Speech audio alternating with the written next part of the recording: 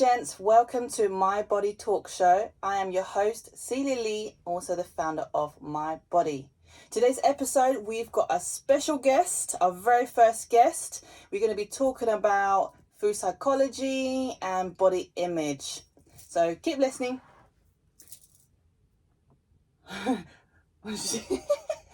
What? You just got the gigs? That was really good, babe. Oh, yeah. Okay, hold on. I'll do that again. Did that sound right? It's food psychology and like body image. Women's body image. Yeah, perfect. Okay, here we go. Hey ladies and gents, welcome to My Body Talk Show. I am your host, Cilia, also the founder of My Body. Today's episode, we have our very first guest. I'll reveal who it is in a minute, but we're going to be talking about food psychology and women's body image, positivity and all of that. So keep listening. All right, so here we are. Hi, Els. Hello everyone. Hello, Cilia. Hi, Els. So, Els is one of my good friends. We've known each other since 2015. It's nearly our decade anniversary, babe. Yeah. So we met during our personal training session, and I know today you want to talk about food psychology and women positivity, women body image. And tell me, actually, in fact, before we talk about those stuff, introduce yourself. Thank you. So hello everyone, my name is Eleanor Els. I am, same as Cilia, I'm a PT, I'm an L4 PT, specialising in women's health and fitness, nutritional science, weight, the more positive side of weight management. Yes, like Cilia said, we've known each other for a very long time. We met training at PT college together, and I think it was love at first sight, wasn't it? Fair to say. 100%. We clicked instantly, didn't we? We clicked straight away. Because there were so many of us in the class, and there was only really a handful of us that actually got along. Yeah, there were the spectrum of people who were there on our course with us was very wide. So yes, I think like minds rooted out like minds. Yeah. More or less on the first day. Also, you work at F45? I do. I work at F45 Stratford. Shout out to them. Hey! So if you don't know, Eleanor, I'll call her Els, is a baddie. She's strong. And I must say, when I first met you, I've seen your body transform as well. When I first met you, you was very lean. You was into your running. You didn't lift weights. And then as we got to know each other more, I started seeing your physique basically changed. You still look good, but you just became strong. Remember, I sort of kept saying to you, you look sexy. I think that is such an interesting part of our friendship, Cilia, because we not only met and obviously trained together, same for me, both our bodies and our attitudes towards fitness were very different when we first met. So we've been on that journey together, but I think also the face of fitness itself has changed immeasurably since 2015 when we both met. And I think that's something really important to talk about today, like what we've seen, not just in ourselves and our own changes, but also changes, to the industry altogether, especially where it concerns women. I think we were really lucky to, we've seen not just one shift, we've seen kind of shift, the focus move from, various different thing to various different thing concerning women's fitness. And this is over the space of, I know it feels like we've known each other for, a very long time, but not actually that long. 8 years. Yeah. 9 years? Yeah. Something like that. Can't imagine. We come back to the fitness in a bit, but what I really want to talk about is food psychology, because when I first met you, you're vegan. And are you still vegan? No, I'm my diet has it's had many guises over the years. So I haven't eaten meat since we met, since before I met you. I think I've been quite a long time non-meat eater. But yes, when I met you, I think I was almost at the end of what had been quite a long, maybe 3 or 4 years vegan journey. Yeah. And then I just sort of started, I would say I became more of a flexitarian, but still, you know, still with, still not eating meat at all. And that's kind of been what I've sustained since then. So I understand that you're saying how basically, so in fact, in my previous episode, I spoke about self-love. And one of the self-love, way of showing self-love is eating well. And I say to my clients, eating well, putting the right quality food into your body is a way of showing yourself self-love. And a lot of my clients, in fact, not just my clients, a lot of people, they eat because they want to look a certain way. Maybe whether it's to lose weight or gain weight, whatever. But they don't really focus on nourishing their body. I always say to people, if you go on my Instagram, you will see I've put this affirmation: eat to nourish your body. Your body's your temple. And I understand you said that. In fact, me too. I used to be that person as well, trying to eat to look a certain way. And you used to be that girl. And you told me that recently, or I don't know how long ago this, you changed your mindset basically. So tell us about your journey. I surely will. So for a very big part of my teenage and like early 20s, and kind of really coming into the late 20s, and still now, you know, to a lesser degree, I think I was really, you know, I focused on eating exactly what you've just said, Cilia. I focused on eating to look a certain way. So, I mean, when I first started my fitness journey, which was a good while before I met you, yeah, I was doing a lot of cardio. I think this story is, you know, kind of as old as the hills. You know, I was doing a lot of cardio, eating a lot of salads, you know, all that kind of thing. And that kind of attitude continued for X amount of years. And then gradually, as my life changed, I sort of had no choice to kind of open my mind a bit towards what I was eating. One of those reasons was because something you mentioned in your intro was because I wanted to start lifting weights. And one of the other reasons is because I moved out of home. I moved from West to East London, where there's a much bigger and like more delicious food culture. I got married, which you know, there's just a lot more social eating involved when you're you know, part of a couple. But also key to all of these things are like, I started realizing that nothing bad was going to happen, quite the reverse, if I stopped eating all the salad that I was eating, you know.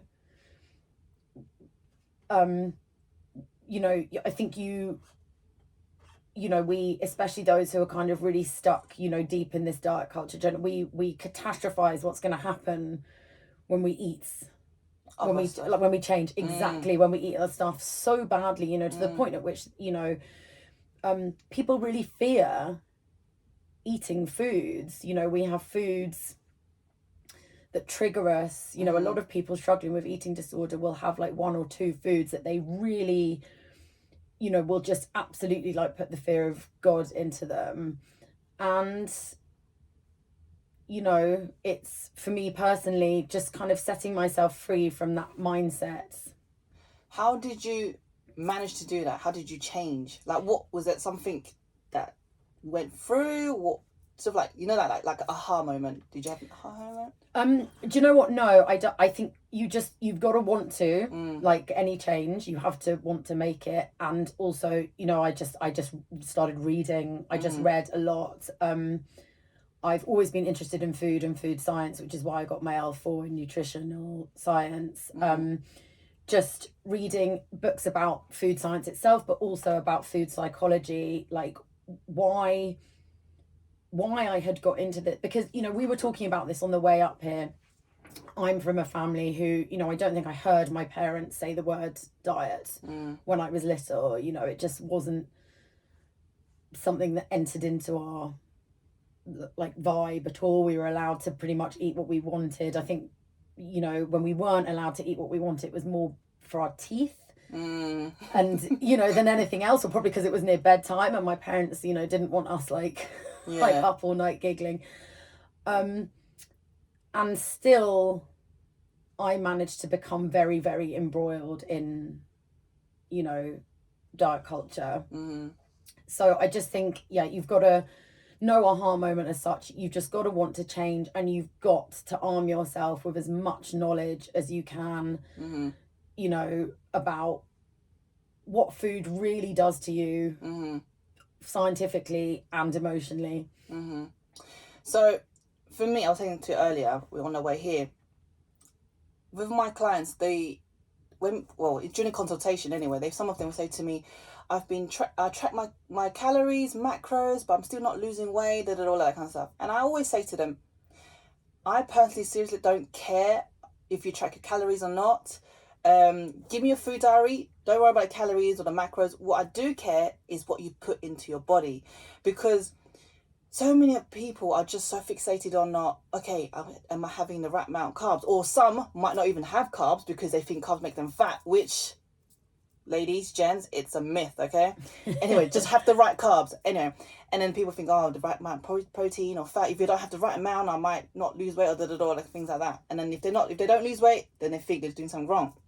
But anyway, my point is, I always say to people, see your body as like the car. If you drive a car, you basically, like, you know, the oil that you put into it to the engine, so the car will run smoothly. So the micronutrients is like the oil for your car.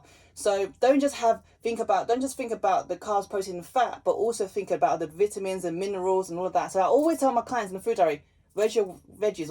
Where's your green leafy veggies and fruits and all of that? And then if they don't have carbs, I said, where's the carbs at? Yeah. I said, where's your carbs at? I love that. Your album should be called that. Yeah. Where the carbs at. So what do you say to your clients? So I think, first of all, as you said, you know, we all have, including myself, we all have like these kind of, you know, rules and boundaries that we put up for ourselves when it comes to what we put in our bodies daily. I think where people potentially go wrong, or where I see a lot of people going wrong, is that definitely carbs are, you know, carbs were demonized so badly, you know, a good few years ago, and I just don't think they've really ever recovered properly from, you know, that, like, it was like they got cancelled and they just didn't really come back from it, which is a shame, because, you know, as you say, they are such a you know, important part of the diet. Yeah. Here's the thing about the human body: it is hugely adaptable. There are people who will live to 80 years and, you know, all they will eat during that time is, you know, ham sandwiches, orange juice, and ready salted crisps. It's possible. It's not just possible, it's common. But I think the thing with not eating a rich diet, or, you know, looking after yourself in general, not drinking enough water, not sleeping, you know, smoking XYZ, our bodies can't imagine, our bodies cannot physically create good feeling unless it's there. Do you know what I mean? Yeah. You can't say to your body, oh, feel good now. You only feel as good as you feel. So if you don't start making better changes, there's no way for you to know whether how you feel now is the best you'll ever feel. And as a general rule, I would say that people who aren't eating a very balanced diet, if they made that change, there's just no question that they would start to feel better. It might take time, and the changes might be, you know, very, very incremental at first, but, you know, you will feel better. There's very little doubt in my mind. Yeah. Like I always say to people, when but coming back to carbs, I say to my clients, how do you feel when you don't no, in fact, that's the question I ask them when I don't see carbs. I say to them, do you feel like you're craving do you have a sweet tooth? Like, yeah, I'm always feel like I'm craving because I see them a lot snacking a lot. I say, it's because you're not having carbs. And I was like, what? So carbs, for those who don't know, that obviously starch and turns into sugar, and our body needs that sugar for energy and stuff like that. And if you don't have enough of that, then your sugar level's low and you get tired and you start to crave. So I tell my clients, have the right carbs. It's okay. Just don't have like, too much of the pizza, blah, blah. Don't get me wrong, again, balance is key. But generally, just be mindful of what you're eating and have the right carbs. And then now all my clients, they feel so much better. They actually say to me, I actually don't feel bad having carbs anymore. Or they don't feel bad having some sort of snack or dessert because they don't deprive themselves of those kind of stuff. 100%. Yes. And they feel so much better and they're so much happier, and they don't and they said, in fact, they don't crave anymore. Yeah. Because they're eating the right amount of carbs. Well, because they've stabilized their blood sugar levels. Exactly. Blood sugar, the stabilizing of your blood sugar levels being one of the like key changes you can make with a balanced diet that doesn't involve, your weight or your size.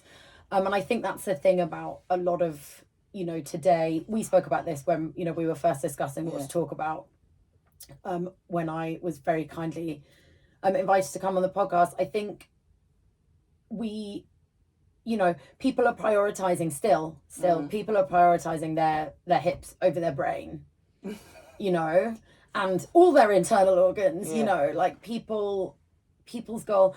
I'm absolutely certain, please tell me if you've seen this too, I am absolutely certain that I read somewhere, I don't think this is any, this wasn't like a clinical trial. I think this was just, like a Vox Pop that was done randomly on the street or from, people who were asked to answer. And I'm fairly certain I once read that people would rather be thin and unhappy than larger and happy. Really? Or people would rather be thin and miserable than not thin. And and this is, again, Cilia, we spoke about this.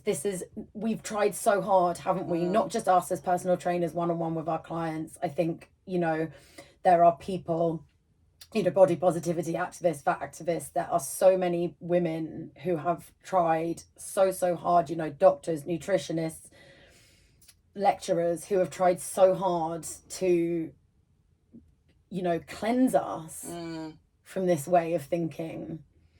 And I was about to say, for whatever reason, it hasn't worked, but we know exactly why it hasn't worked. Yeah. And also I want to say, so, how we say that people eat to look a certain way, right? And then they'll pay so much attention to the number on the scale. And I always say to my clients, if you want to look at it, but don't be obsessed, don't be attached to that number. You can use it for reference or just be out of check the scale out of curiosity, but don't be like, oh my God, I'm like 1 kilo down or up, whatever. Yeah, don't be like 100%. that. Because then you're not at peace with yourself. If you're at peace with yourself, that means you love your body. You're accepting who you are. You're accepting your own skin. Anyway, and another thing is about going to eating to look a certain way is, I always say to people, nourish your body because it's your temple. And when you start to focus on, what am I putting into my body to nourish the inside, the internal, not just the external. People think people always focus on the outside, but not the inside. They do. Like, eat, I don't know, let's say blueberries, all these berries that contains a lot of antioxidants. They're good for your skin. They're anti-aging. So then when you start eating all of this stuff, you start to glow. Your skin looks better. So then obviously from the inside, from the outside, you look better. Yes. And your hair start looking healthier. 100%. So it's not just a shape. It's also your skin, teeth, whatever, everything. You just start glowing as a person.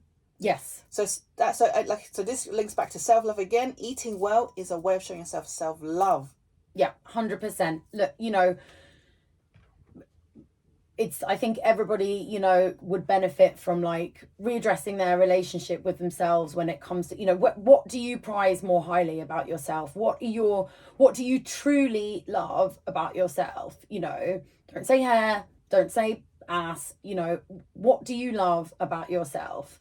Or, Cilia, I could say this about, you. What do I love about you? I love your courage, you know, I love your, you know, your calm strength. I love your open-mindedness. You know, what do I love about myself? I love, you know, my ability to absorb information. I like that, at least in my head, I think I can win any argument against anyone ever.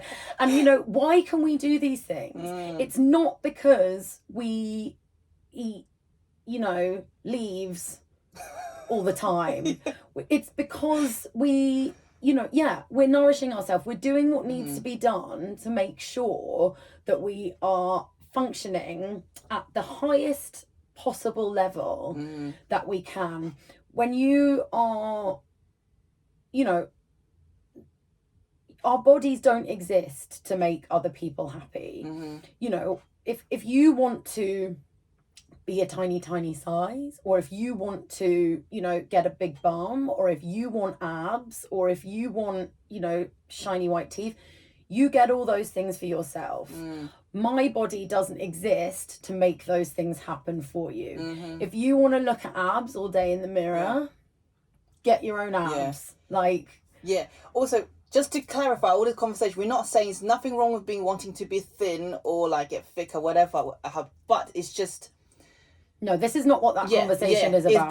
But whatever you're trying to aim for is the first thing is be at peace with yourself. Is make sure you're happy first. So obviously, because some people are naturally thin, some people are naturally this size. But what we're trying to say is, so don't be so fixated on like how you look, but more like internal as well. And being happy. Don't punish yourself. Like, you know, let life come at its own pace. You know, less rules. Like the world has just been through a nightmare. You know, how long has this been going on? It's still not the end. You know, we've had the pandemic, and we've had, you know, the climate, and you know, in the background lurking all the time, you know, are the Tories. I don't want to make this political, but you know, life is hard. Like, life is hard. It's hard enough without punishing yourself by like restricting your diet. And to be honest, like me, well, I don't know about you, but me being my 30s now, I'm not gonna lie, the weight is holding differently on my body. Things are changing. I'm not complaining. I absolutely love my body. I'm at peace with myself, with my body and everything. But when a few years back, going about in my 20s, I was a lot thinner. Which is when you met me. I don't know if you remember. I was thinner. Not that I was. I remember everything better. I was thinner. I was leaner because I was doing a more HIIT training. We were tiny, but also we were 20. Yeah. Like, we were tiny. We were in our 20s, and but then also I was training differently. Yeah. I wasn't lifting as heavy. I was doing a lot more HIIT, because do you remember we used to meet up and do a lot of HIIT sessions as well in the park? Love it. And still love it. Yeah. Still love it.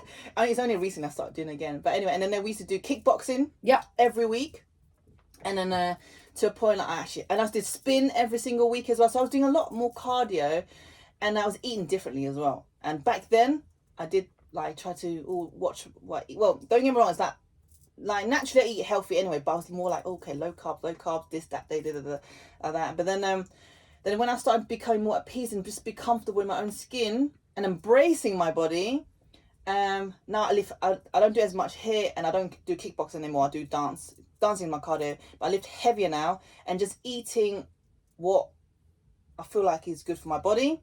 Now, probably because of age as well. Yes. I've definitely grown in size. I'm not saying I'm fat, but I've just grown in size. But but you know, these changes, like you've just said, some of these changes we implement ourselves. Yeah. Some of these changes time implements for us out of our control. Do you know what I mean? And I think that is, you know, another really important factor about, you know, the way that we eat and the way that we look at food. When we were young, there was a lot of things that we could afford to do that we can't afford to do now without, you know, more adverse effects. Like, I remember springing out of bed on a Monday morning, having been up like all night and all day, Saturday night to Sunday, like, you know, bang on it. I'm not going to go into what kind of bang on it, but I feel certain people can, you know, fill in the gaps for me. But, you know, and now I'm 37, I'm a little bit older than C. Now I can have an extremely restful weekend, couple of glasses of wine max over the whole, you know, from Friday to Sunday, eat well, train, blah, blah, blah. And I'll wake up on Monday morning and, you know, be like, like, what is happening? Like some sort of, you know, like sweaty succubus. And, you know, all the more reason, like, to, you know, I've had my fun with, you know, messing around, like dicking around with food, from eating like a load of rubbish to really restricting what I've eaten. I've done all that. That time is past. It's time to look after myself, you know? Yeah. And I was going to say, this is not even to do with food now, but this came to my mind. But it's about going back to the body image. I always say this to people. So I said this to a few people. So back then I used to always want to get abs. Nothing wrong with having abs, you know, like it's nice. But now, because I used to be so, oh my God, I haven't got abs yet, so I would like start changing my diet a little bit, train harder, and everything like that. But now I'm more like, if I don't have abs, that's okay, as long as I know I'm healthy. And now I'm actually, and the midsection is a little bit soft sometimes. I know what, sometimes I'm always embracing. I'm embracing the softness. I feel more feminine in my body and all of that. And I'm just loving it. And I know if I wanted to get abs, is no, I can get it. Whatever. Abs, yeah. But I'm not like, oh my God, I don't feel good about myself because, you know, I've got a bit of roll or fat or whatever. But like, I think that's the beauty of bodies, isn't it? Like the journey that bodies have been on, and what, you know, the signs.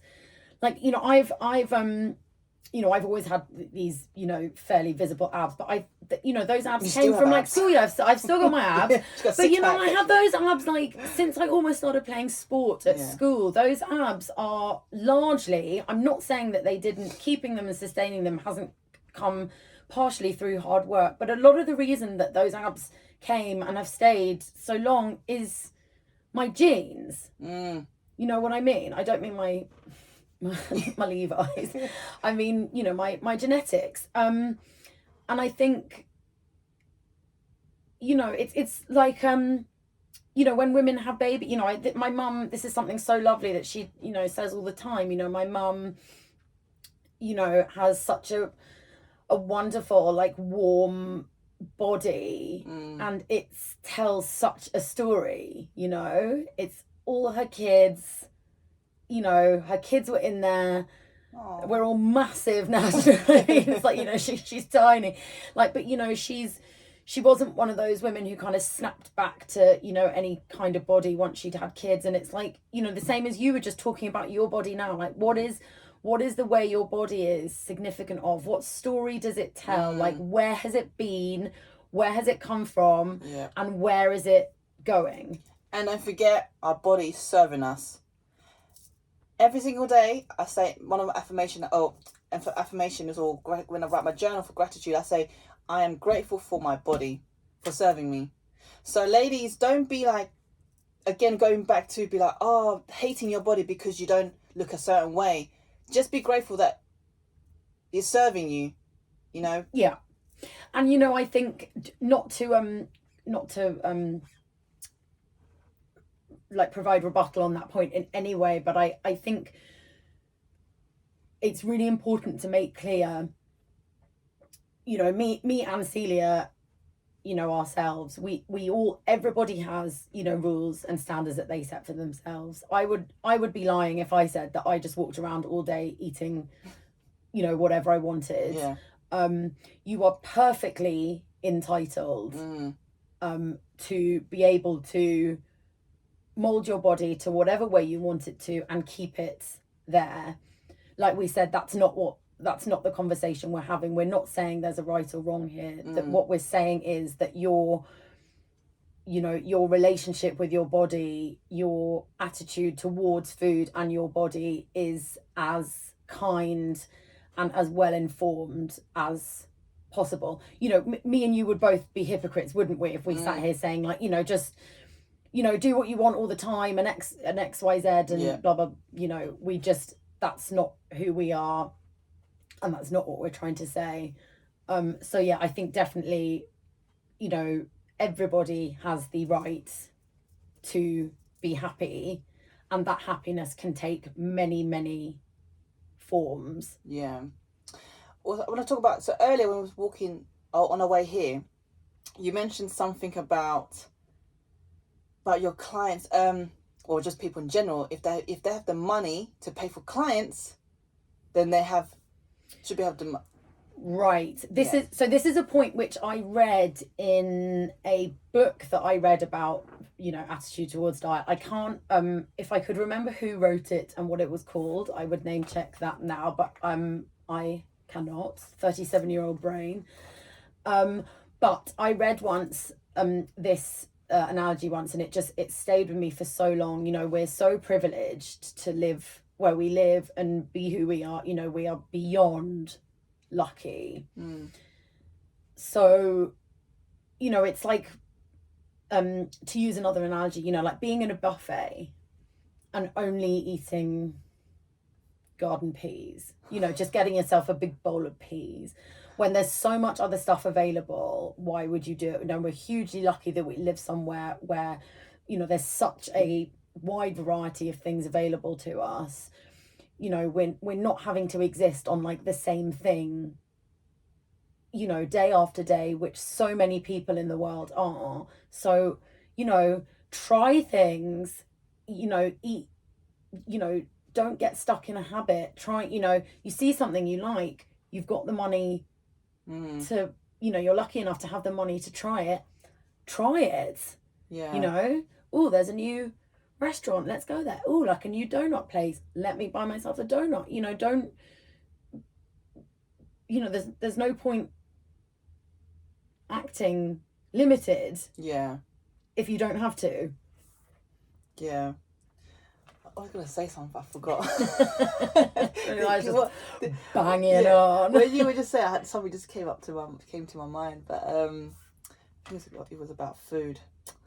But you need to eat more B vitamins, babe. Okay? Get that brain turning over.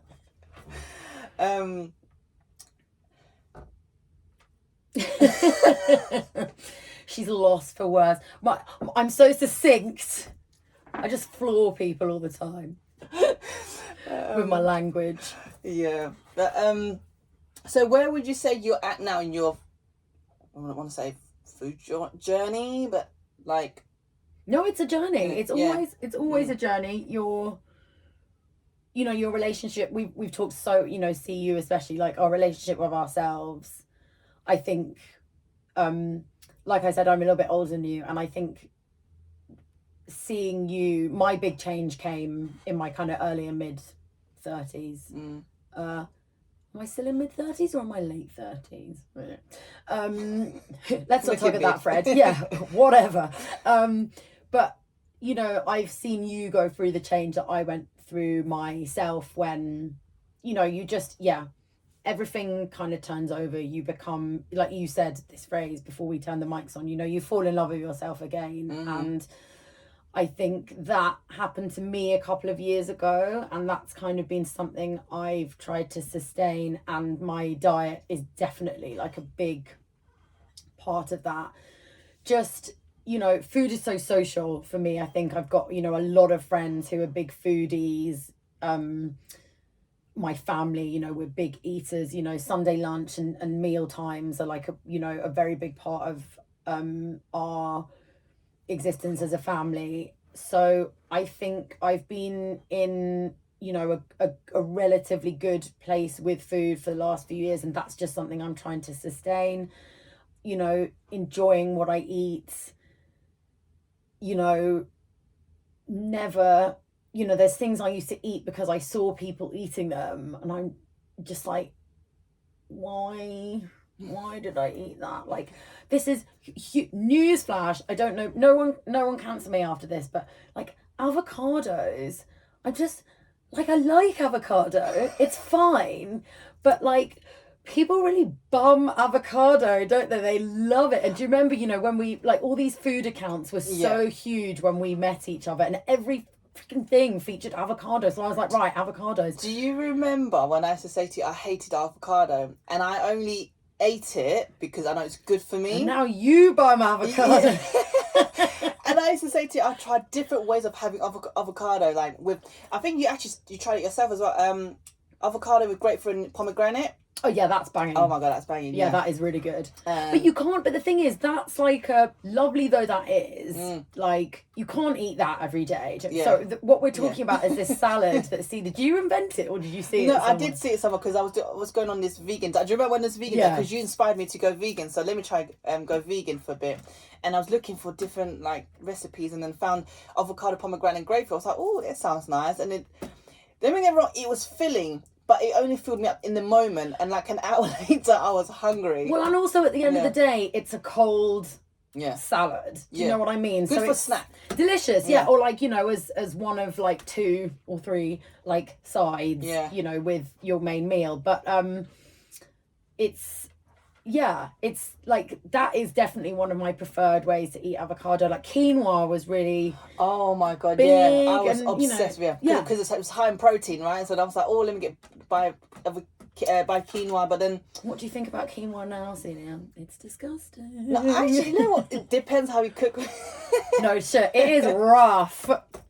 It is not nice. Yeah, well, I mean, I cook with stock, like vegetable stock, delicious, and then it'd be fine like that. But I haven't had it in a long time, to be honest. Yeah, because it's grim.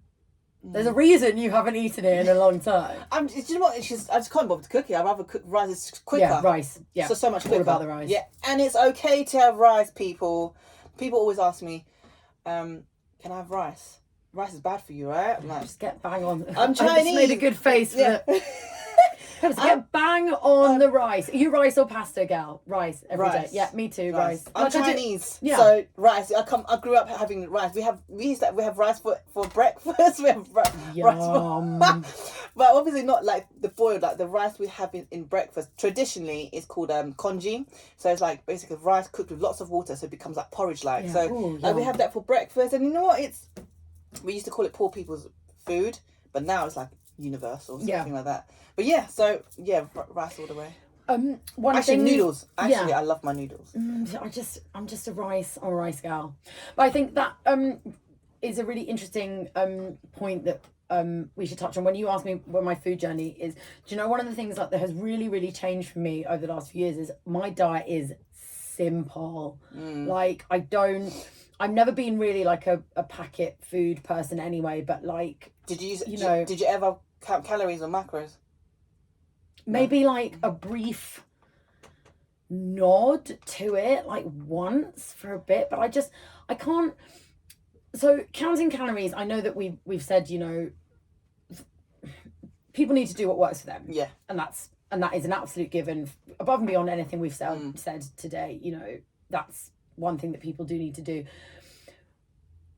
In my head, I can't see myself ever being in a place where entering everything that I like, recording everything that I eat, like data brings me, I think it's long, any kind of satisfaction. Mate, it's long AF. And it's like it's you know, eating is, you look, going back in the day, like back in the day, meals would last like hours. There were rooms solely for people to like puke in because they'd eaten so much. You'd go puke. Yeah, the vomitorium. You'd go puke and then come back and just start eating. Like nothing was done. Hurry. There was no like standing up at your desk eating a sandwich. There was no, you know, this, that and the other. Like meals were so almost performative. And it's just not that way anymore, is it? I tried counting calories and macros. Well, actually, no, I never count macros because I thought weighing just long, getting the scale out, and so by the time I just want to enjoy my food. That's another thing why I never did it, because first of all, I forget. I'm like, oh fuck, you know, like what did I have? And then the stress of trying to keep track, that stress itself. And then And then I just want to enjoy my food. 100%. Like, what do you think when you're cooking, which You're should be, and 100%, you're looking forward to it. Cooking should be, I know some people don't enjoy cooking. I love cooking. I love cooking. I don't want to rat her out, but there's a woman very close to me who doesn't enjoy cooking at all. Her husband does all the cooking. Actually, I know now that I think of it, there's a couple of gals very close to me who don't enjoy cooking. But yeah, I'm same as you. I find cooking extremely therapeutic. Mm-hmm.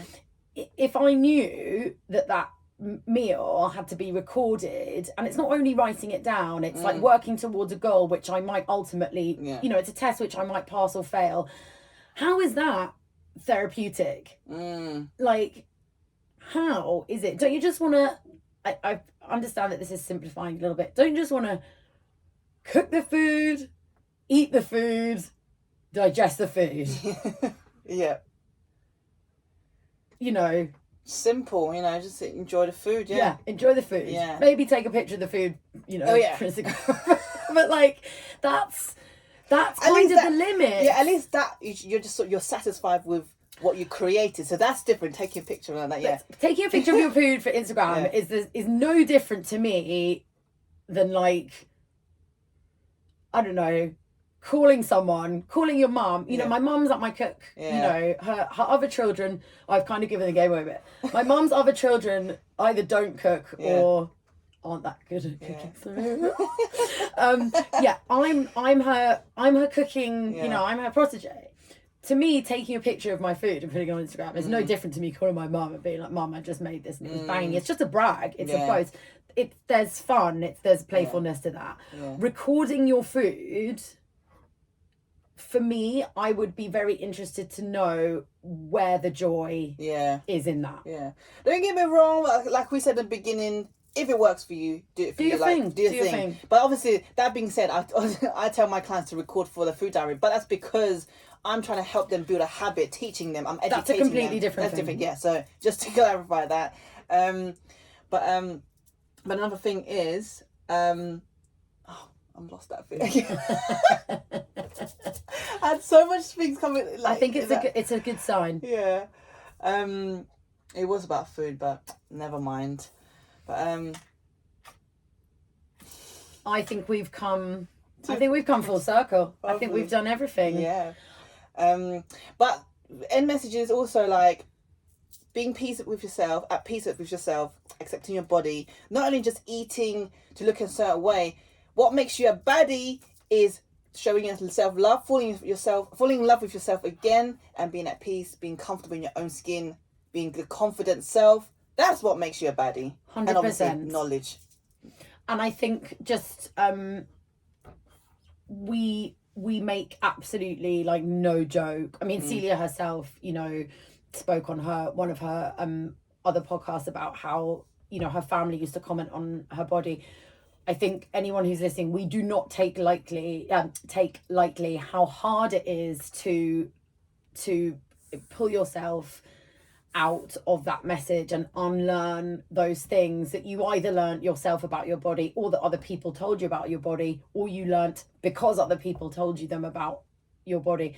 No, I hope that none of what we've said today makes it look like we are being flippant. Like, we understand the weight, the pressure, by God, the pressure of families, peers, society, to look a certain way. So yeah, I just think, like Cilia said, self-love, be kind to yourself, like acceptance. Yeah, take this journey slowly and seriously, like, make the change, allow yourself, it is hard, we know it's hard, like, it's like we were saying earlier, no matter how much people try, the world still wants women to look a certain way. The world is still uncomfortable with women and men looking a certain way. So yeah, let's all work together to do what we can. I don't think we will ever dismantle this fully. I think it's gone on too long. It's, it's too far ingrained in our psyche, but let's try everything we can together to, you know, turn this on its head. Yeah. So just a last few words. Just remember, you are beautiful, you are sexy, you're divine, you are goddess, and finally, you are a baddie. So Els, how can people get in touch or find you? I am always extremely open. I love answering questions, and you know, I am only one source. You know, there are people far more experienced in the field. You know, I encourage you to do your reading research always, as much as you can. Never take one person's point, you know, as gospel. But if anyone would like to ask me anything, I will absolutely do my best to answer. You can find me at Trained by Eleanor on my Instagram. That's Eleanor with an A, the fancy way. And yeah, I'm always, you know, I ask periodically if anyone has any questions about anything. If I can't answer, I will hopefully be able to direct you to someone or something that can. Yeah. Right. Thank you so much for coming on. Thank you very much.